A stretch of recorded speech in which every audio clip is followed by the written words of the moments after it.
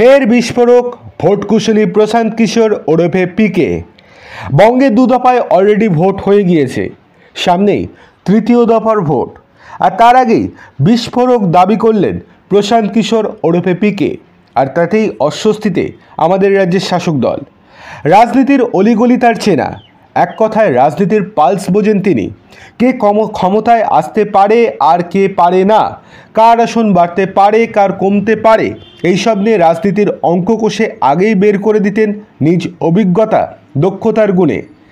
নিজে প্রত্যক্ষ রাজনীতির সঙ্গে জড়িত না হলেও তার ভবিষ্যৎবাণীর অনেকটা গুরুত্ব রয়েছে। অনেকেই হয়তো তা মানেন না, কিন্তু অনেকে তা মানেন।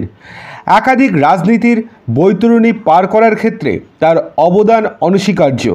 তার পরামর্শ মেনে সঠিক পথে চলে একাধিক রাজনীতিক কাঙ্ক্ষিত জয় ছিনিয়ে এনেছেন। তিনি ভোটকুশলী প্রশান্ত কিশোর ওরফে পিকে। বাংলার মানুষও তার কথায় অনেকে ভরসা করে। সম্প্রতি এক সংবাদ মাধ্যমে দেওয়া সাক্ষাৎকারে লোকসভা ভোটে বাংলায় কেমন ফল করতে পারে বিজেপি তা নিয়ে ভবিষ্যৎবাণী করেছিলেন, যেটা প্রচণ্ড ভাইরাল হয়েছিল। নির্বাচন কমিশন দেশের নির্বাচন ঘোষণার আগে প্রশান্ত কিশোর ভবিষ্যৎবাণী করেছিলেন এবার বাংলা থেকে বিজেপি আগের বারের থেকে অনেক ভালো ফল করবে। অন্যদিকে দ্বিতীয় দফার ভোটের পর পিকে আবারও বিস্ফোরক দাবি করেছেন। এক সর্বভারতীয় সংবাদ সংস্থাকে দেওয়া একান্ত সাক্ষাৎকারে পিকের দাবি, দ্বিতীয় দফার ভোটের পরও বিজেপির অবস্থানের কোনো রকম পরিবর্তন ঘটেনি পশ্চিমবঙ্গে। যেরকম ট্রেন্ড দেখা যাচ্ছে তাতে করে প্রথম স্থান দখল করতে চলেছে বাংলা থেকে বিজেপি। সেক্ষেত্রে অধিক থেকে অধিকতর ভোট পেতে চলেছে রাজ্যের প্রধান বিরোধী দল। অন্যদিকে রাজ্যের শাসক দল থাকতে চলেছে দ্বিতীয় স্থানে। এটা তো অস্বাভাবিক, কারণ বিজেপি এবং তৃণমূল ছাড়া বর্তমানে এ রাজ্যে অন্য কোনো দলের অস্তিত্ব নেই।